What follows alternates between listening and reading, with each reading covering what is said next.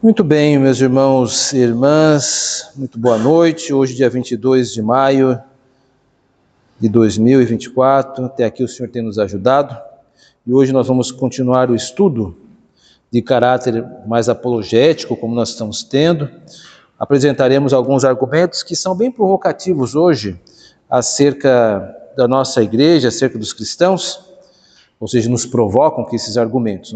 Eu separei 3 dos vários que Sproul passa, então percebam que são 3 argumentos, são provocativos com a igreja e estão entre aspas. Então, o que está sendo dito aqui não é uma afirmação, é simplesmente uma provocação que acaba circulando aí nos ambientes ateístas, que tentam provocar a igreja. Então, como é que podemos nos defender desses argumentos? Sproul, ele apresenta alguns apontamentos sobre isso, e aí nós vamos nos debruçar sobre essas três provocações que são feitas à igreja. Por trás desses argumentos, vamos ver o que a Bíblia tem a nos dizer. Então, a primeira provocação é a seguinte: todas as religiões são boas, a sua crença não importa. Isto é, que circula em alguns lugares, né, o que a gente chama de politicamente correto, né? Você tem que respeitar o outro e o outro tem que respeitar em tudo, né? Mas respeitar não significa acolher, são duas coisas diferentes. O Sproul vai dar um testemunho pessoal muito interessante que transmite aí os desafios desta afirmação. Então, palavras dele aqui, tá? Diz assim: um dos momentos mais embaraçosos em minha vida aconteceu quando frequentei um curso de inglês na faculdade. Fui penosamente humilhado em público. A professora era uma ex-correspondente de guerra, abertamente hostil ao cristianismo. No meio da aula, ela olhou para mim e disse: Senhor Sproul, acredita mesmo que Jesus Cristo é o único caminho para Deus? Respirei fundo quando senti o peso da pergunta. Murmurei quase inaudivelmente: sim, creio. A professora respondeu: essa é a declaração mais estreita, preconceituosa e arrogante que já ouvi. Não repliquei, limitando-me a encolher-me na cadeira. Terminada a aula, fui conversar particularmente com a professora. Tentei explicar durante a conversa o motivo de acreditar que Cristo era o único caminho. Perguntei-lhe se achava que, pelo menos em teoria, era possível ser Cristo a única via de acesso a Deus. Ela admitiu a possibilidade. Indaguei a seguir se julgava possível alguém chegar a crer que Jesus era Deus. Ela reconheceu que isso era possível. Expliquei-lhe, nesse ponto, que a razão de crer que Cristo era o único caminho até Deus era porque o próprio Cristo ensinara isso. Citei João 14,6, vocês lembram, né? Eu sou o caminho, a verdade e a vida, ninguém vem ao Pai senão por mim. E citei também Atos 4,12, não há nenhum outro nome debaixo do céu e da terra, né, que importa sermos salvos, que não o nome de Jesus Cristo. Disse então: vê que é possível acreditar na singularidade de Cristo, e isso não poderia ser um ato de arrogância e egotismo. Ela reconheceu que era possível que alguém cresça em Cristo sem estar sendo arrogante e pediu-me desculpas. Então, um recorte da vida dele, onde ele estabelece aqui os desafios que tem das pessoas que são, por assim dizer, progressistas, né? Elas acreditam que todas as religiões precisam ser acolhidas e respeitadas como autênticas e legítimas. O grande problema é que o cristianismo diz que não, apenas a nossa religião. Então eu apresento aqui algumas ponderações acerca disso. Nem todos os caminhos levam a Deus. Para nós, isso significa afirmar aberta e honestamente que há apenas um caminho capaz disso. E esse caminho é Jesus Cristo. Embora a frase todas as religiões são boas soe politicamente correta, não pode ser enunciada por alguém que crê e conhece a Bíblia. A palavra de Deus nos informa que apesar da queda do gênero humano, Deus decidiu salvar parte da humanidade. E para isso empreendeu um trabalho penoso. Durante o curso de nosso tempo, anunciou ao mesmo tempo que providenciou sua própria encarnação entre nós para prover tal salvação. E após a morte do Filho de Deus, o unigênito do Pai na cruz, seguida de sua ressurreição, ascensão e entronização, ainda hoje está a ofertar essa salvação. Como então podem as pessoas acusarem a Deus de ser mesquinho no trato com a humanidade caída? A verdade é que não podem, embora ainda que o façam. Então, nós vamos esbarrar com esse tipo de discurso, que parece nos colocar na primeira face, em primeiro momento, contra a parede. Mas se nós pararmos e olharmos exatamente o que constitui o discurso cristão, estarmos conscientes disso, nós não seremos pegos, desprevenidos, que é mais ou menos o que eu coloco nesse empoderamento. Deus de forma nenhuma foi mesquinho, uma vez que, ainda que o cristianismo seja o único caminho para a salvação, isto não está sendo dito hoje, no dia 22 apenas. Isso tem sido dito há eras atrás, desde antes da fundação do mundo. Deus já providenciou um caminho para que a humanidade fosse salva por meio do Filho de Deus. E por inúmeros momentos na história, os profetas foram levantados para anunciar esta salvação. Jesus Cristo de fato veio e a humanidade o matou. Então não é Deus que é mesquinho, dizendo acerca da salvação apenas em Jesus Cristo, mas é a humanidade que reivindica ter jurisdição em algo que ela não pode ter, que é a salvação. Devemos lembrar que a salvação pertence ao Senhor, isso está em Jonas 2:9.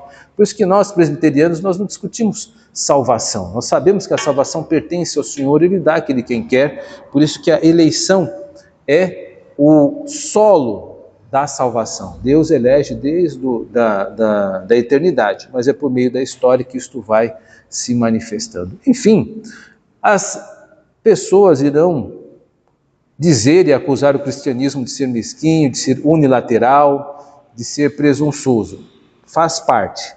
Mas se nós tivermos consciência e explicarmos que historicamente a Bíblia nos fornece material para mostrar que há muitos séculos o Senhor já está avisando isso e que ainda encarnou-se para ser por isso um testemunho, nós não vamos cair nesse tipo de armadilha. Então, quando alguém dizer todas as religiões são boas e sua crença não importa, você vai dizer, olha, não, nem todas as religiões são boas, apenas uma é boa, a cristã.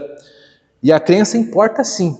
Se você não crê em Jesus Cristo, você irá para o inferno. Esta é a mensagem do Evangelho. Ela também é cheiro de morte para aqueles que estão mortos, mas é cheiro de vida para aqueles que adotam o Evangelho. O Evangelho, ele é unilateral. Não podemos esquecer disso. Se nós adocicarmos a mensagem, não é Evangelho, é qualquer outra coisa. Bom, então, acho que nós abrimos então as provocações com esta pergunta, com esta colocação, e nós nos colocamos contra o dito, então, politicamente correto, com toda tranquilidade. Agora vamos para uma outra provocação um pouco mais divertida, porque ela é muito provocativa, que é a seguinte: a igreja está cheia de hipócritas. Já ouviu isso? Então, vamos ver o que o Sproul diz. Há duas razões para que as pessoas façam esse tipo de acusação. A primeira está no fato de que a hipocrisia é um pecado. A igreja cristã é uma das poucas organizações do mundo que exige um reconhecimento público como condição de entrada na mesma. Num certo sentido, a igreja tem menos hipócritas do que qualquer outra instituição, porque, por definição, ela é um refúgio para os pecadores. Se a igreja afirmasse ser uma entidade composta de pessoas perfeitas, sua reivindicação seria então hipócrita. Então nós temos hipócritas sim, porque nós temos pecadores, e os pecadores, alguns, são hipócritas. Então não tem como nós não ter. Mas ela não faz isso. Não existe calúnia na acusação de que a igreja está cheia de pecadores.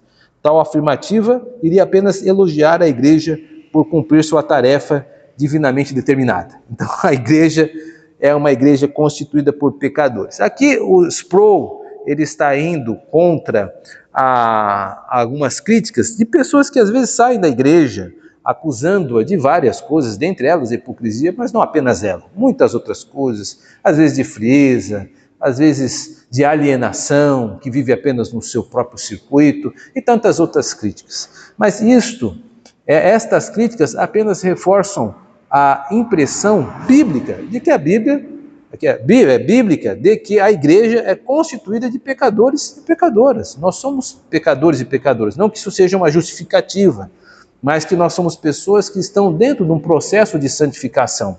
Nós já não somos as pessoas perfeitas que querem encontrar aqui. Então há um idealismo da nossa época e que as pessoas utilizam isto para criticar a igreja.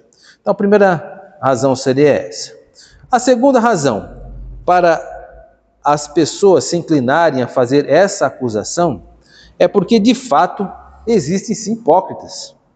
Embora ela possa não estar cheia de hipócritas, de modo algum está vazia deles.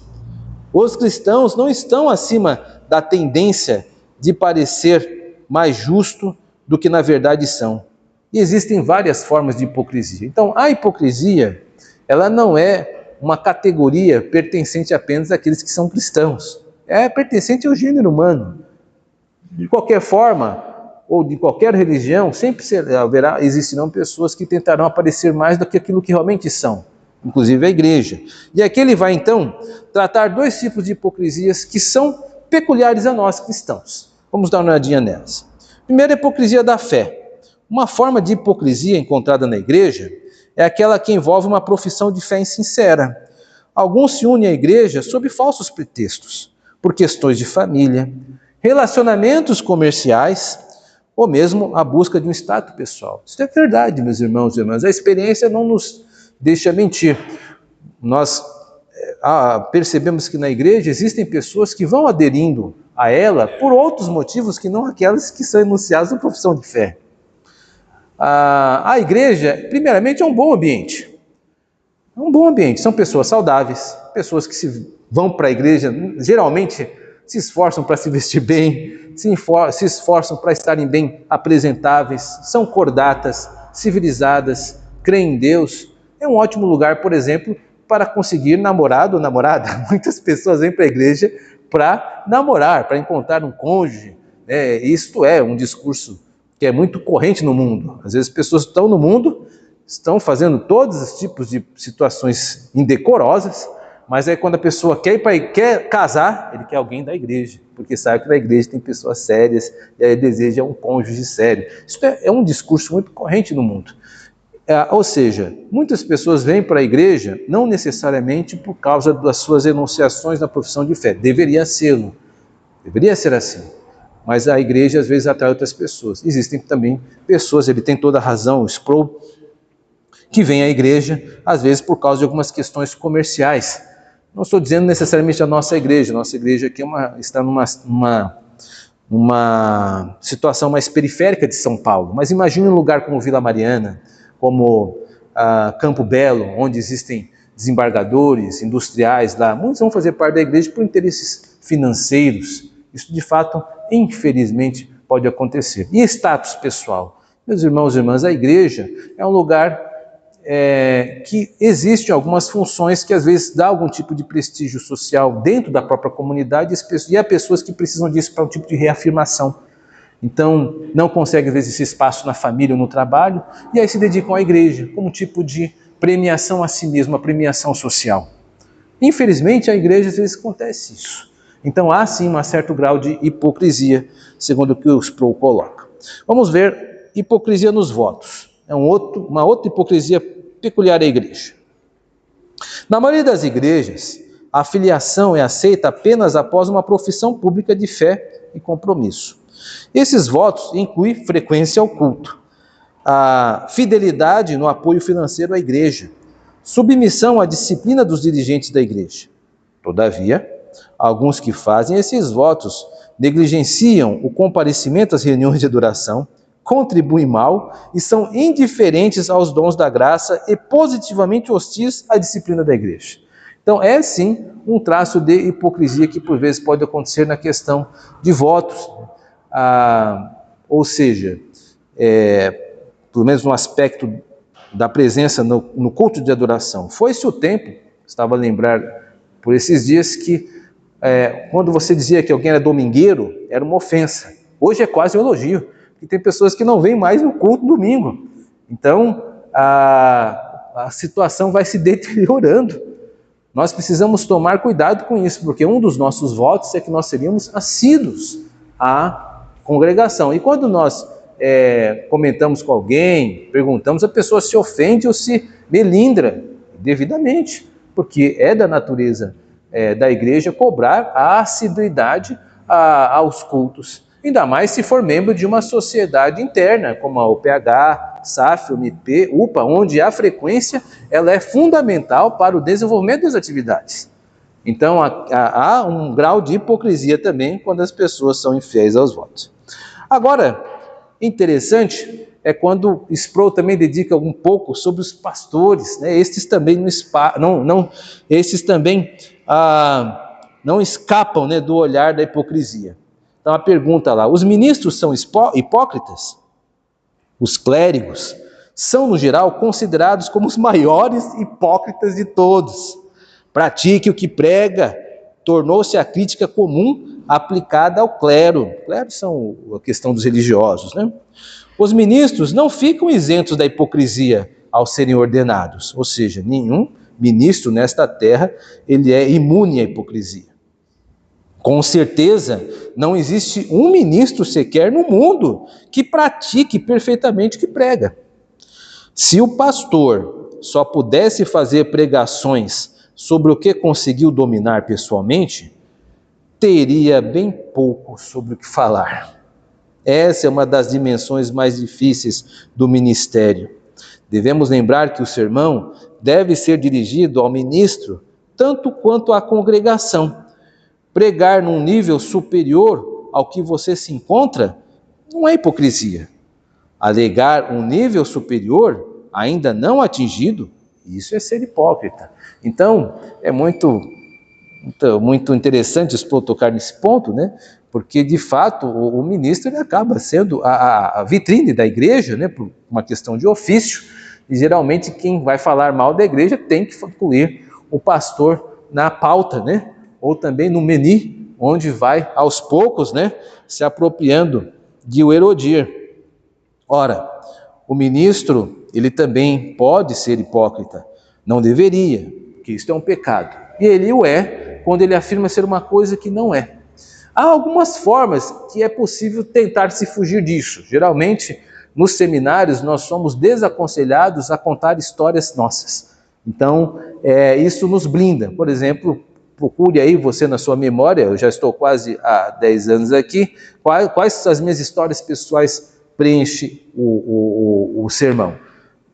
Eu evito ao máximo, por quê? Para que eu não corra o risco de ser claramente hipócrita. Eu posso ser fingidamente hipócrita, mas a ideia é que não, pelo menos eu vou me policiar para não afirmar alguma coisa que eu não sou a meu próprio respeito. Então essa é uma das maneiras que nos seminários treinam os pastores para que eles não venham correr nesse tipo de falsa propaganda. Porque afinal de contas todos nós temos nossos pés de barro, o ministro também não é diferente. Uma das maneiras de não sermos hipócritas é tentar ao máximo não falar de si, fale de outro. E se for falar de você, diga que conhece alguém. Eu conheço alguém que fez isso, você vai elogiar-se. O autoelogio é com certeza um caminho que vai fazer você acabar caindo na hipocrisia, né? Porque nós não somos tão bons quanto nós imaginamos que somos. Na verdade, a gente vai sempre ser muito seletivo ao contar tanto os nossos defeitos quanto as nossas virtudes. Por fim, uma última provocação, e essa é a que dá mais trabalho, porque nós vamos entrar numa seara que não é necessariamente apenas pertencente à religião. Vamos dar uma olhadinha, é a terceira provocação. Se há um Deus, por que tanta maldade no mundo? Bom, antes de qualquer solução para o problema do mal possa ser encontrada, devemos tratar da questão da natureza do mesmo. O que é, como descrevê-lo e a diferença entre bem e mal. Então nós estamos entrando num campo chamado moralidade, né, de conceituar juízos morais. Né? Então esse é um campo que pode cair, e a tendência é cair no subjetivismo. O que é o subjetivismo? É quando eu classifico segundo os meus critérios. Se eu não vou classificar segundo os meus critérios, então eu preciso ir para um campo de estudo e dali extrair posicionamentos e dizer isto é ruim. Por exemplo, nós temos campos de estudo dentro da medicina, então você vai ter a ética médica, você vai ter a ética empresarial, que são campos de estudos que vão fornecer componentes morais para dizer isto é correto, isto é incorreto, isto é ético, isto é antiético. Então nós temos esses tipos de tentativas. Então o Sproul está colocando aqui, nos colocando numa situação um pouco difícil, porque é um campo muito aberto. Então vamos lá. O que é mal? O mal só é compreendido em confronto com o bem. É uma negação desse bem e depende dele. O ponto é que o mal não pode existir em si mesmo. Ele depende da corrupção do que é bom para a sua existência e poder. Então, esta definição de apenas 3 frases é uma definição que ela vai lhe ajudar a sair de várias encrencas. 4 frases. Não subestime, porque o Sproul está tentando aqui reduzir um pensamento teológico, que é a figura, por exemplo, que quando nós pensamos em mal, geralmente nós mentalizamos, ainda que nós não tenhamos uma imagem tão precisa, que é Satanás, né? que é o nosso adversário. Dentro da história humana, o mal, né, vai adensar-se com a presença e a atividade desta entidade. Em relação a isso, a teologia reformada irá consensualizar de que o mal, ele é parasitório. Satanás, ele não cria nada, ele não constrói nada, e nada pertence a ele de direito e de fato. Tudo pertence a Deus. E mesmo dentro do drama da redenção, o nosso adversário, ele simplesmente parasita, prejudicando, porque este é o seu papel, né, opondo-se aos desígnios do Senhor, mesmo dentro desses mesmos desígnios.